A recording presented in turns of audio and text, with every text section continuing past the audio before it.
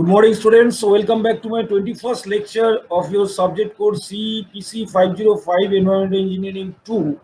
Now we are still in wastewater treatment. So last we discussed the biological process, that is the secondary process of wastewater, in my 20th lecture. Now today I will deliver my lecture on the biological process itself, but in detail as per your syllabus curriculum, say for activated sludge process, one of the suspended growth process in the biological treatment, in secondary treatment of wastewater, I highlighted in my last lecture, if you remember.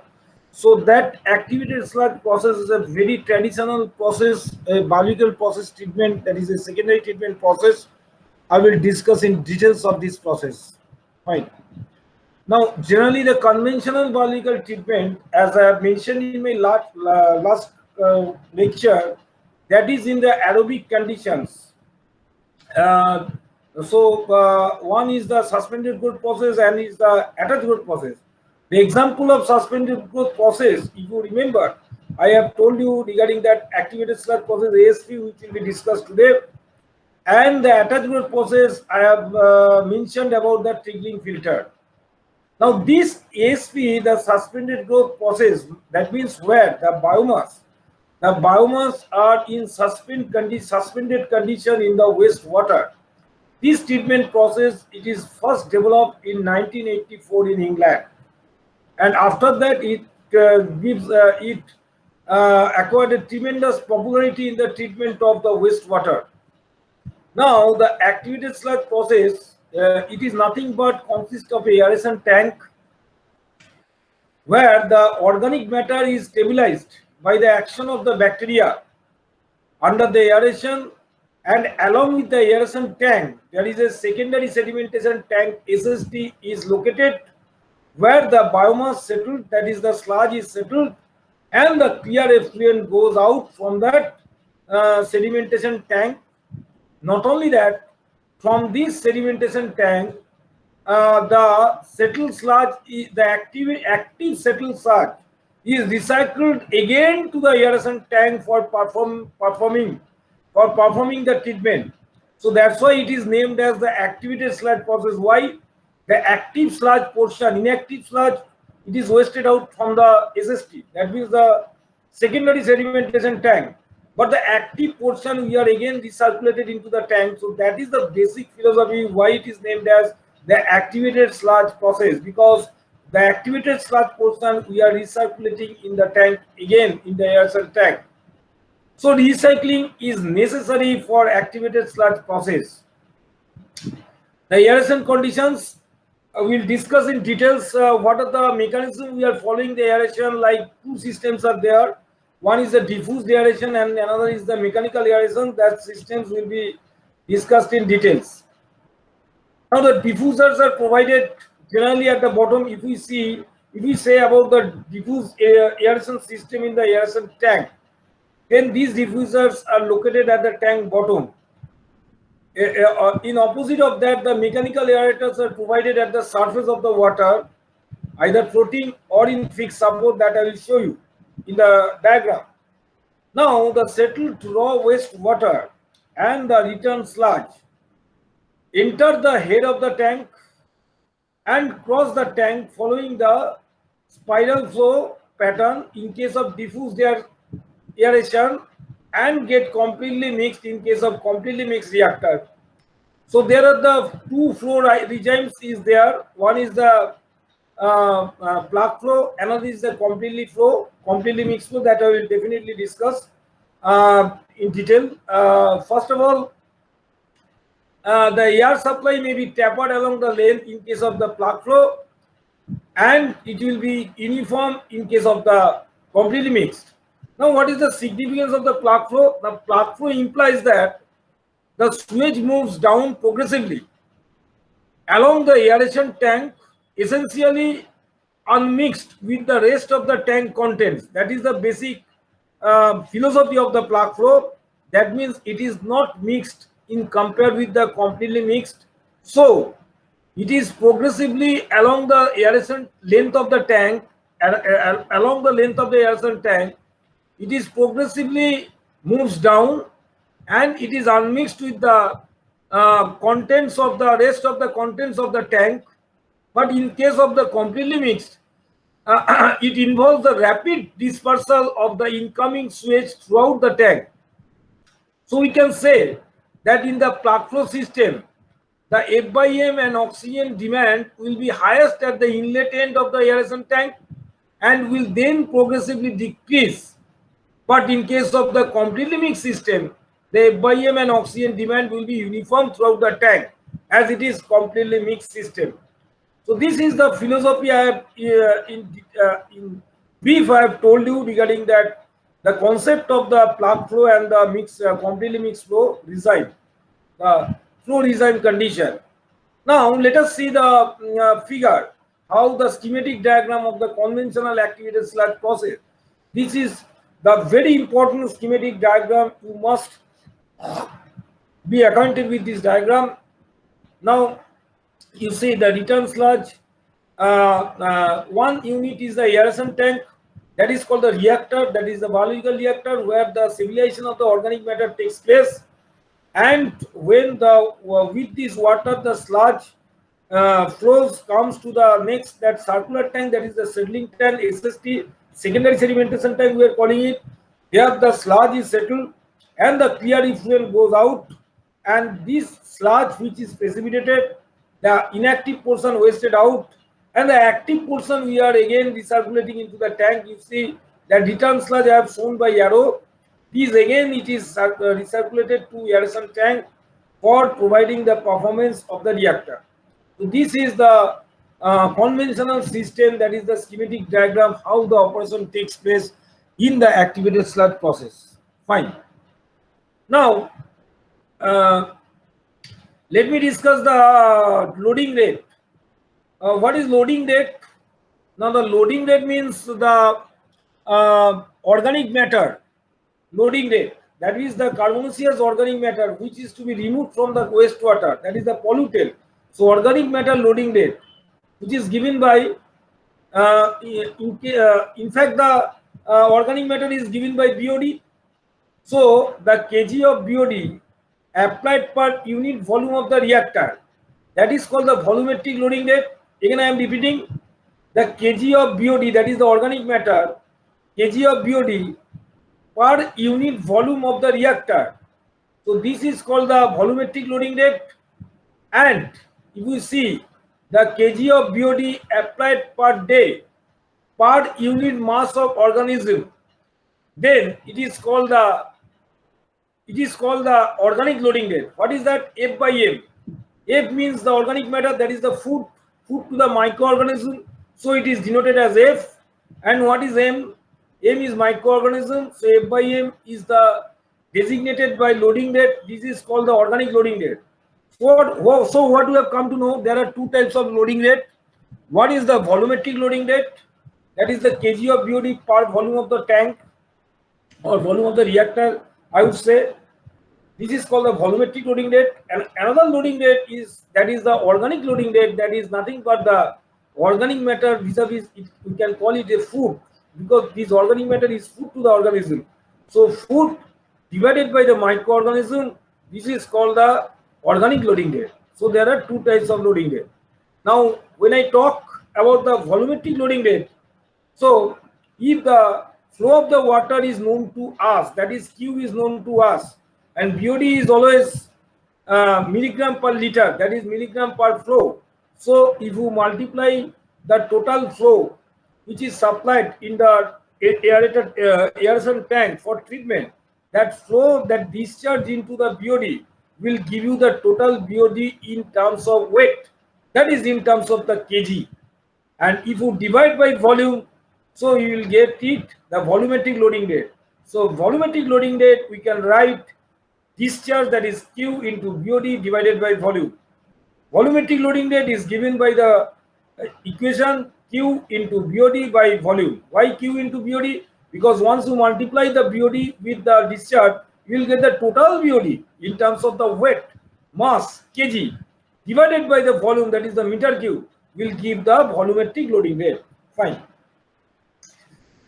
Now coming to the organic loading rate, F by M.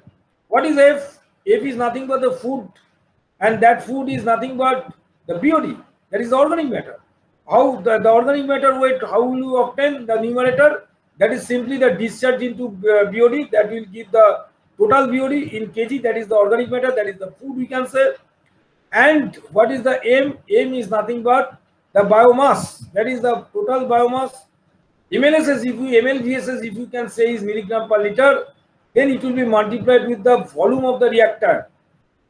So while calculating the mass of the BOD, we will calculate the discharge with the BOD, but while calculating the biomass, we will calculate the concentration of the biomass with the volume of the reactor, because the biomass presence in the reactor. So whenever we are going to find out the total biomass, we have to multiply the biomass concentration with the volume of the reactor. That things you have to keep in mind.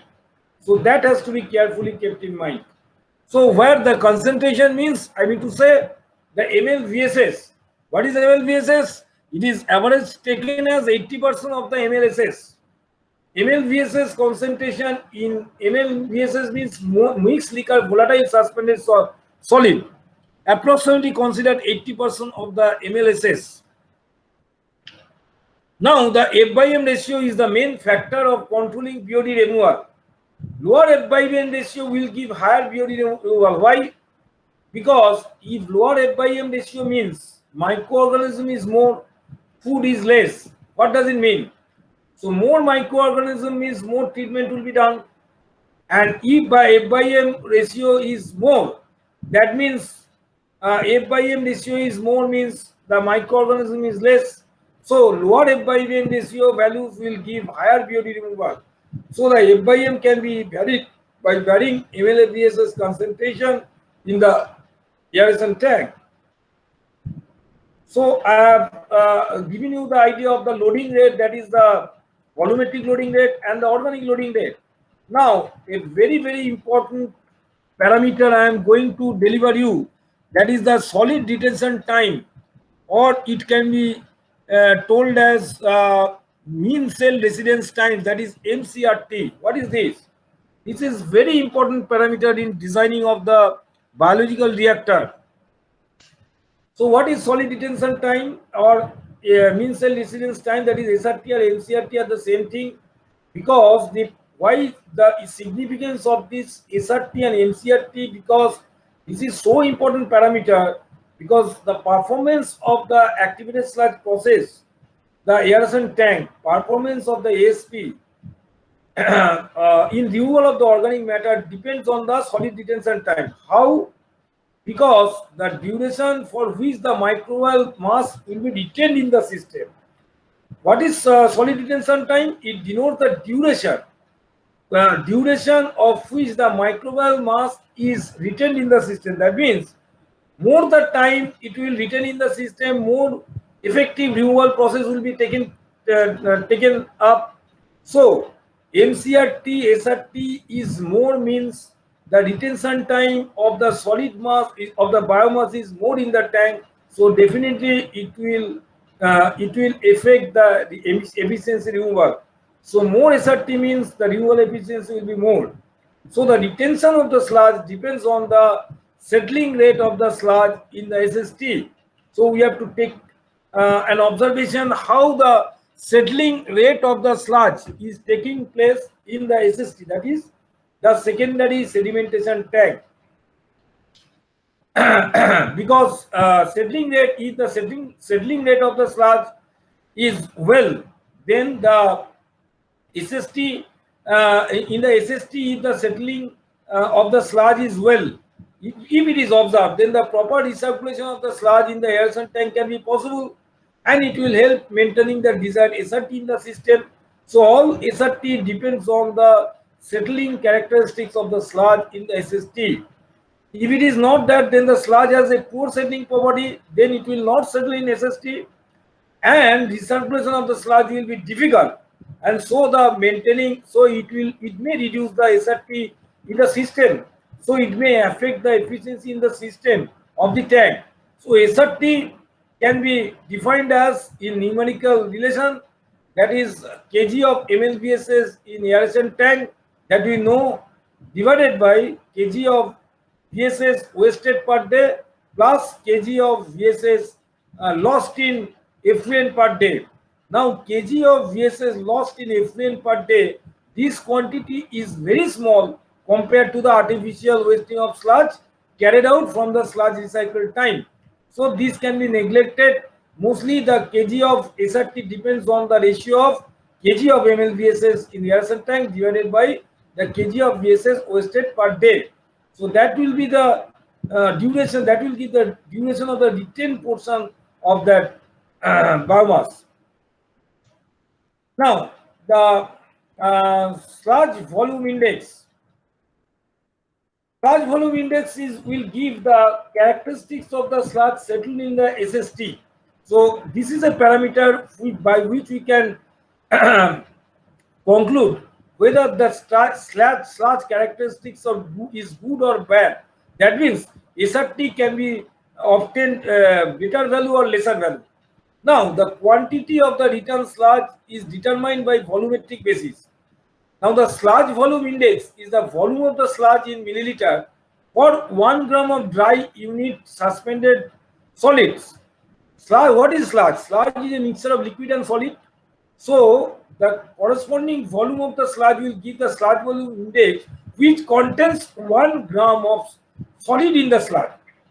That means 1 gram of dry weight of the suspended solid, that corresponding volume will give the sludge volume index, but it is measured after 30 minutes of settling. That means after half an hour after settling, if we measure the in an EMOF cone, there is a EMOF cone, so the sludge volume corresponding to the dry weight of the solid 1 gram will give the sludge volume index. And this sludge volume index varies from 50 to 150 milliliter per gram of SS. That is the suspended solid. 1 gram suspended per gram of suspended solid. So that volume is give the sludge volume index, and it is generally varies from 50 to 150. Now the lower sludge volume index, better settling of sludge. Why lower sludge volume index, better settling of sludge? Because lower sludge volume index means in the sludge volume, the content of the portion of the solid is more. That means denominator is more. So SVI is less. So since denominator is more, that means the solid portion is more. And if solid portion is more in the sludge volume, then we can say that it is a better settling of sludge occurring. Now, quantity of return sludge.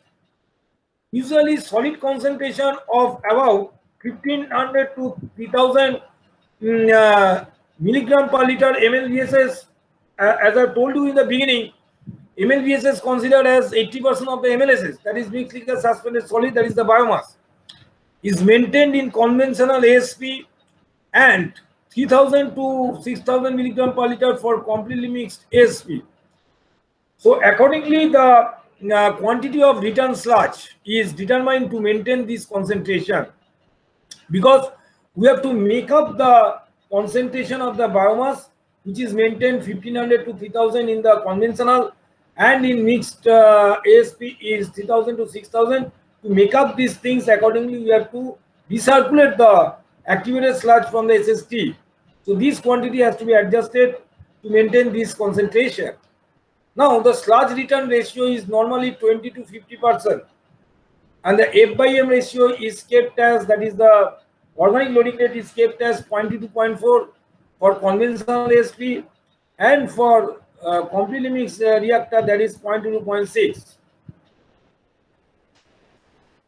Now what is sludge bulking? Very, very important. That means when the sludge does not settle well in sedimentation tank, so it is called, there is a sludge bulking. When sludge, it is found that it does not settle well in the sedimentation tank, that means the bulking of sludge appears. What does it indicate? It is due to the growth of filamentous microorganisms which do not allow desirable compaction. Due to filamentous growth of the microorganism, the compactness of this sludge will not be obtained. That is one of the reason in formation of the sludge bulking. And another reason is The production of non-filamentous highly hydrated biomass, which will create the sludge bulking. And why this thing happens? Because of the toxic substance present, maybe the toxic substance present, or the lowering of temperature, or insufficient aeration, or fluctuations of flow. Seasonal fluctuation like shock loading can also cause sludge bulking. Now, proper supply of air and proper design of maintenance endogenous growth phase of the metabolism, as we have discussed in the last lecture, it will not produce bulking of sludge if it can be maintained, and it can be controlled by restoring proper air supply, eliminating shock loading, and increasing temperature of the wastewater, and small hypochlorite HOCl dosing to the return sludge line to avoid growth of filamentous hygroscopic microorganism. Now, the mixing conditions, as I have told you, in the aeration tank, we are following the two mixing conditions. One is the plug flow type, another is the completely mixed type. Now, in the plug flow type, the F by M and the oxygen demand will be highest at the inlet and of the aeration tank, and it will then progressively decrease throughout the length of the tank. But in the completely mixed system, we have seen the F by M, that is the organic loading rate, and the oxygen demand will be uniform throughout the tank. Now, the flow scheme. Now, the sewage addition may be done at a single point, or it may be done at the several points. So that is the flow scheme I am going to highlight. Now, sludge return is carried out from the underflow of the settling tank, that is the SST tank, to the aeration tank. Sludge wastage can be done from the return sludge line or from the aeration tank itself. Sludge wasting from the aeration tank will have better control over the process. However, higher sludge waste volume need to be handled in the case of due to lower concentration as compared to the when wasting is done from the underflow of SST. Now, the aeration of ASP, that is the active research process, the aeration can be done in three ways. Three systems can be, aeration units can be followed. One is the diffused air units that I will describe. Then the mechanical aeration units, that also I will describe, and combined mechanical and diffused air units. So these three systems are followed in case of the aeration in the tank.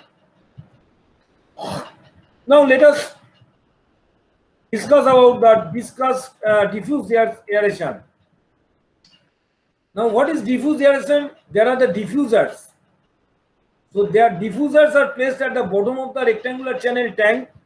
Now these diffusers are provided at the bottom, but air before passing to this diffuser must pass through the air filter so that this diffuser should not be blocked, and the required pressure by compressor is maintained while passing the air by means of air compressor. That pressure has to be maintained, pressure has to be controlled by means of the air compressor to the diffuser when the air we are passing.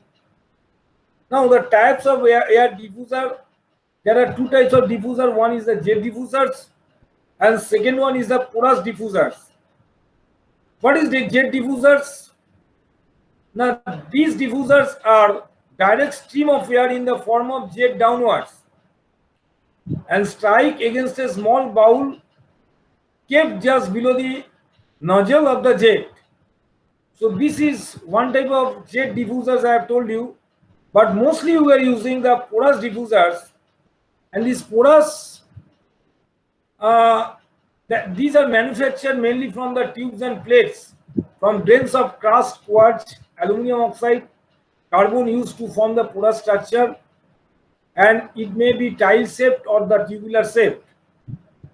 10 to 20% area of the tank is covered with the porous tiles, and the air is supplied through pipeline laid in the floor of the tank and is controlled by the valve. Now, in common practice, the porous sun type, porous dome type air diffusers of 10 to 20 centimeter diameters are used, and these are the fixed. These diffusers are fixed at the top of CI main pipe lid at the bottom of the aeration tanks, as per the economy is constant to maintain the low maintenance cost. Now, normally the air supplied under the pressure 0.55 to 0.7 kg per centimeter square. It is maintained. Now the oxygen transfer capacity of the aerators depend on the size of the air bubbles. For fine bubble, oxygen transfer capacity of aeration is 0.7 to 1.4 kg O2 per kilowatt hour. For medium bubble, 0.6 to 1 kg O2 per kilowatt hour. For coarse bubble, 0.3 to 0.9 kg O2 per kilowatt hour. So these things we have to know the coarse, medium, and I mean to say the fine, medium, and coarse bubble, the corresponding aeration capacity. I have just given you the idea. This is about the diffuser system of aeration I have talked about. Now coming to the portion of the mechanical aeration system. Now main objective of mechanical aeration system is to bring every time new surface of wastewater in contact with water. In diffuse aeration, we have seen that 5 to 12% of the total quantity of air is compressed, is utilized for oxidation, and the rest for providing for mixing. So the mechanical aeration was developed where the surface aerators, either fixed or floating type, can be used. I will show you the photographs how it can be fixed with a supporting system. The rectangular aeration tanks are divided into square tank, and each square tank is provided with one mixture. So one impeller, the impeller are so adjusted that when electric motor starts, they shock the switch from the center. With or without support, I will show you the photograph with support system, and after sucking out, they throw it in the form of a thin spray over the surface of the wastewater. Then the wastewater is sprayed in the air, so that the wastewater, surface wastewater, the voluminous surface wastewater could have come in the contact with the air, surface air. So more surface area of the wastewater is brought in contact with the air. That is the facility in this mechanical aeration system, and the aeration will occur at accelerated rate. Detention period, generally 5 to 8 hours are considered. Volume of the aeration tank should be worked out considering the return sludge volume. You see the driving motor here in photographs. The impeller I have shown you in the top. So it sprays the water. Arrow shown, the circulated arrow shown that it sprays the water to the impeller and suck from the bottom. So it is basically upward tube, supported by upward tube. So in supporting condition, the impeller is supported. Now this typical arrangement of surface aerator supported on conical bottom tube, that has been shown in the photographs and how it works. Now types of activated sludge process. Let me discuss in details about that biological process. In conventional ASP, that is the activated sludge process, the flow model is generally the plug flow type, because in this plug flow type, as I have told you, the influent wastewater and the recycled sludge enter at the head, that is at the inlet of the tank, at the head, and are aerated for about 5 to 6 hours for sewage treatment. The influent and recycled sludge are mixed by the action of the diffusers or mechanical aerators. The rate of aeration is constant throughout the length of the tank, and during the aeration period, the absorption, population, oxidation of organic matter takes place. Now, what is the organic loading? That is the F/M ratio is considered in this type of design. That is 0.2 to 0.4 BOD per kg VSS, and volumetric loading rate, as you have seen, that VOD into the Q divided by the volume of the tank. Volumetric loading rate is maintained 0.3 to 0.6 kg VOD per meter cube of the tank. This is the consideration in the design in this ASP tank is being considered. Now, lower mixed liquor suspended solid concentration is maintained in the aerosol tank from the range of 1500 to 3000 milligram per liter. Mean cell residence time vis-a-vis the solid retention side, solid SRT is being considered 5 to 15 days. The hydraulic detention time, that is the 4 to 8 hours, is maintained in the sewage treatment. And higher the hydraulic detention time, the industrial wastewater having higher VOD concentration. For treatment of the industrial wastewater which contains the higher VOD concentration, for that the HRT should be higher, and the sludge circulation ratio normally in the range of 0.25 to 0.5. So these consideration, these are the consideration in the design of the ASP tank, that is the aeration tank. Now you see the SST, the sludge circulation is there, recirculation is there, aeration tank. I am just considering this is a plug flow tank, conventional activity slab process. Now the tapered aeration, this is the uniform aeration I have just talked to you. Now the tapered aeration, one of the another aeration is tapered aeration. That also system I will show you in the photographs, in the figures. Now in plug flow type aeration tank, VOD load is maximum in the inlet, as you have seen, and it reduces the wastewater moves towards the effluent end.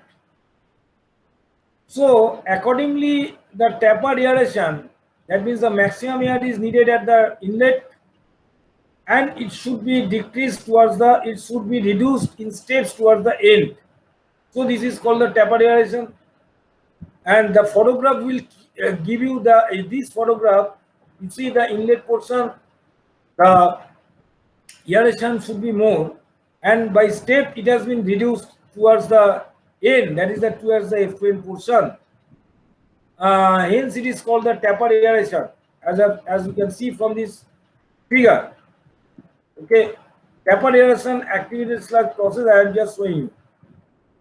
So by tapered aeration, the efficiency of the aeration unit will be increased, and it will also result in overall economy, because throughout my aeration may not be equal. So we can reduce the economy by reducing the aeration in step aeration unit. So the F by M ratio and the volumetric loading rate.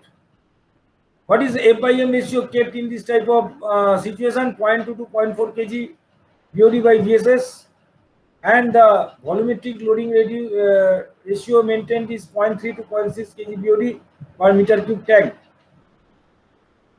Other design recommendation: mean cell residence time 5 to 15 days, MLSS maintained 1500 to 3000, HRT maintained 4 to 8 hours, and the sludge recirculation ratio 0.25 to 0.5.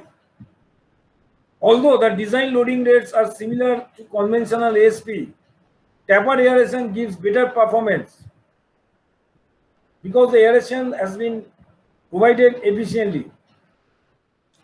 Now the step aeration, we can talk about the step aeration. Now if the switch is added at more than one point, if more than one point the switch is added along the aeration channel, then it is called the step aeration, because this will reduce the load on return sludge. The aeration will be uniform throughout the tank. The F by M ratio will be 0.2 to 0.4 in case of step aeration, and volumetric loading 0.6 to 1 kg BOD per meter cube tank in case of step aeration. And other design recommendations are mean cell residence time, that is 5 to 15 days in case of step aeration. MLSS maintained 2000 to 3500, HRT maintained 3 to 5 hours, and sludge recirculation ratio is 0.25 to 0.5. So in step aeration, the design loading loads are slightly higher than the conventional ASP because of reduction of organic load on the return sludge. It gives better performance. So this is the diagram of the step aeration units, because you see there are various inlet points where the switch is entered into the tank, not only a single point but other points. So the step aeration system is there. So this is a step aeration activated sludge process I am just showing you. Now the completely mixed reactor I am going to tell. So as the name indicates, the aeration tank completely mixed flow regime is used. That means the wastewater distributed along with the return sludge uniformly from one side of the tank, and it is uniformly distributed, and the effluent is collected at other end of the tank. So one side the effluent entered into the tank, and the other end effluent is collected, and throughout the length of the tank the wastewater is distributed along the return sludge uniformly. And in this completely mixed reactor, the organic loading rate like F by M ratio is maintained 0.2 to 0.6 kg BOD by kg VSS. Volumetric loading rate maintained 0.8 to 2 kg BOD by meter cube reactor, and higher mixed liquor suspended solid like 3000 to 6000 milligram per liter, and mean cell residence time 5 to 15, and hydrogen retention time also 3 to 5 years, 5 hours is required for sewage treatment. This higher retention time is required for treatment of basically the wastewater from industry, that is the industrial wastewater having higher BOD concentration. So the sludge recirculation ratio generally 0.25 to 1 is maintained, and this type of activated sludge process, that is the completely mixed reactor, has better capability to handle fluctuations in organic matter concentration, and if present toxic compounds also that it will handle, and basically it will be applicable for the industrial wastewater, not for the domestic purpose. So due to the property completely mixed ASP is being preferred in the industries where the fluctuations in wastewater characteristics is common. So this is the impeller I have shown you. The mixing condition, that is the impeller is showing for properly uniform mixing in the aeration tank. So it is a completely mixed reactor. So one side inlet from PST, the sludge is coming, effluent is coming, and other side effluent is collected through the SST. So completely mixed activated sludge process I have just described to you. So this is all about the ASP. The consideration of design I have told you, the different parameter, that is the organic loading rate, volumetric loading rate, then the SRT solid retention time or mean cell residence time, HRT hydraulic retention time, then the aeration rate of different aeration system, diffuser, mechanical system of aeration I have talked with, and the flow condition, that is the plug flow and the mixed flow, different flow condition I have described. So I will students, I will post this lecture which I have delivered you today in the Google Classroom. Go to the lectures. We will be meeting in the live classroom in Zoom classroom for discussing one-to-one interaction, for clarifying your queries if any, and later on I will submit the tutorials, assignments, numericals for submitting from your end. So I will close it today. So thank you very much. Have a nice day to all.